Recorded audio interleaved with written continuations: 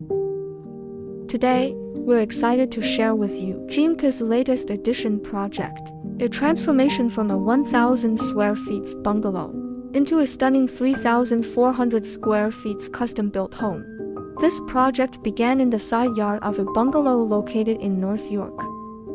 Over the course of a year and with a limited budget, we strive to deliver the best value for every dollar, turning what was once an empty lot into a warm and inviting dream home. The overall design style of the home emphasizes modern minimalism. For the exterior, we combined a three-tone stucco palette with vertical corrugated metal panels. This clever use of colors and materials adds both contemporary flair and a sense of warmth to the addition. The main floor features 10-foot-high ceilings and an open concept layout that seamlessly connects the living room, dining area, and kitchen, accented with linear lighting that extends into the cathedral ceiling. The space evokes a bold, stylish, and contemporary living experience.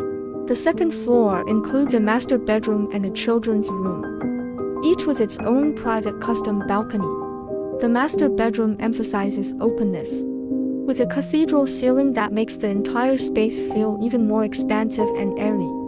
If you enjoyed this video, don't forget to like and follow us.